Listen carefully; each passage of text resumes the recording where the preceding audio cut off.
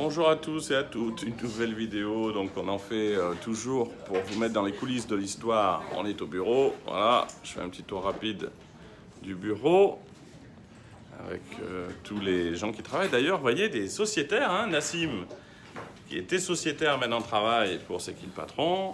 Vous avez également Pierre, sociétaire qui travaille pour C'est qui le patron, Elsa, Marie-Azadeh, Joséphine et Guillaume. Voilà, donc ça me permet de vous présenter un peu. Il faudrait le faire un peu plus avant. Et d'ailleurs, on leur dit un immense merci, on ne le dit pas assez. C'est un grand succès, C'est qui le patron, grâce aux consommateurs, mais aussi grâce à une équipe qui bosse beaucoup. Alors, bon, un petit clin d'œil en passant, mais il le mérite bien plus que ces quelques secondes.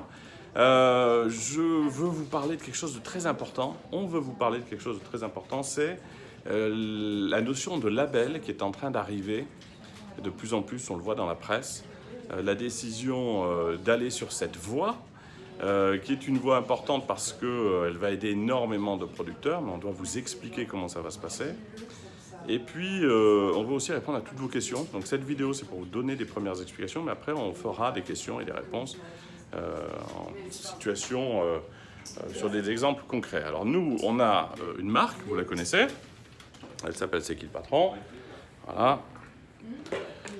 Ce sont des produits, ça c'est un nouveau produit, le fromage blanc, j'en fais un peu la publicité. Et cette gamme de produits, elle aide des producteurs, c'est la première démarche. Elle permet à partir de cahiers des charges décidés par les consommateurs de les contrôler, de s'assurer que ce que nous avons décidé est bien une réalité.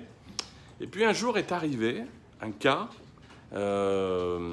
lorsqu'on était en discussion avec Monoprix, c'était la possibilité de faire un lait Monoprix directement équitable, puisque au cahier des charges, c'est qui le patron. Alors au début c'était un peu compliqué. Quand vous avez une marque collective, vous avez plutôt tendance à la protéger. Mais il y a un argument qui nous touche à chaque fois, et c'est le principe de la démarche, c'est quand on nous a dit qu'en acceptant que le lait, c'est qui le patron, aille dans les briques Monoprix, il y avait 15 millions de litres instantanément qui passaient de 310 à 390 euros du 1000, et donc autant de familles de producteurs qui du jour au lendemain voyaient leur vie changer. Donc on s'est dit on le fait. Voilà comment a été prise cette décision, parce que dès qu'on aide des producteurs et qu'on est certain du cahier des charges et qu'on peut le contrôler, on s'est dit que c'était une bonne idée. On a fait ce test-là, on a fait un test sur des yaourts Carrefour, et là on a tellement de demandes de grandes marques qu'une grande question s'est posée pour nous. Est-ce qu'on dit à ces grandes marques, non, désolé, on a une marque, et on se serait retrouvé certainement avec peut-être 100 produits dans 5 ans et une famille restreinte de producteurs aidés, ou on s'intéressait à la possibilité, puisqu'ils sont très en demande, d'investir les cahiers des charges des produits de ces grandes marques, aller voir, reconstruire, reconsidérer les choses, faire monter le niveau d'équité, c'était aussi une belle mission qu'on pouvait se donner, et évidemment contrôler que les cahiers des charges étaient bien respectés. Donc prendre le système de C'est qui le patron, l'appliquer sur des cahiers des charges de grandes marques qui doivent jouer le jeu à 200%, que ce soit dans l'aide aux producteurs ou dans la transparence sur les produits. C'est cette idée-là qui a fait naître cette possibilité d'un label. Alors je dis possibilité parce qu'on voit dans la presse que C'est qui le patron devient un label.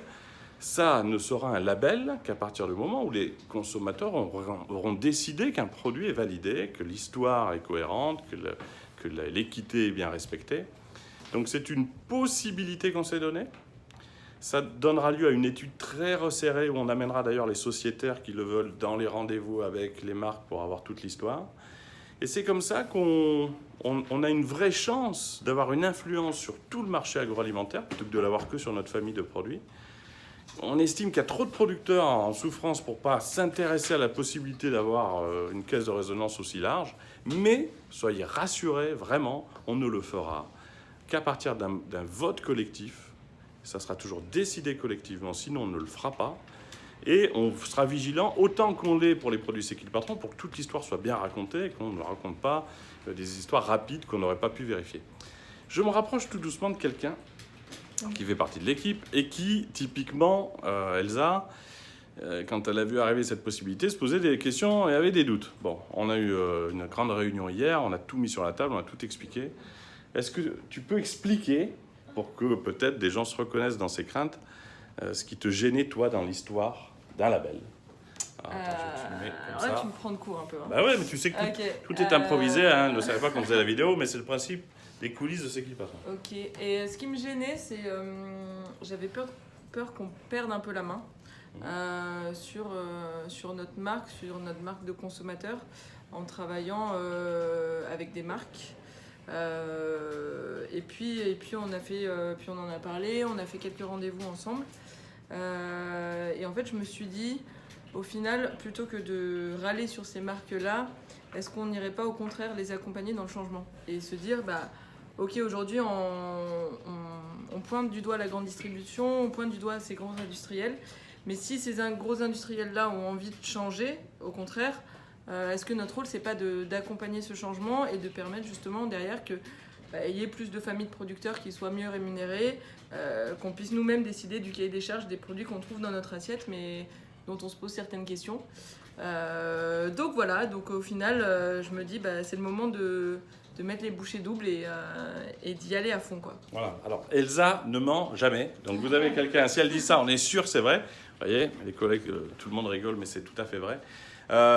Cette vidéo, c'est vraiment pour vous montrer que les craintes que vous pouvez avoir, on les a eues tellement plus encore, parce que cette aventure-là, on ne veut pas y toucher dans son intégrité. Il faut qu'elle reste absolument ce qu'elle est, ce qu'elle restera toujours avec ses valeurs et cette transparence.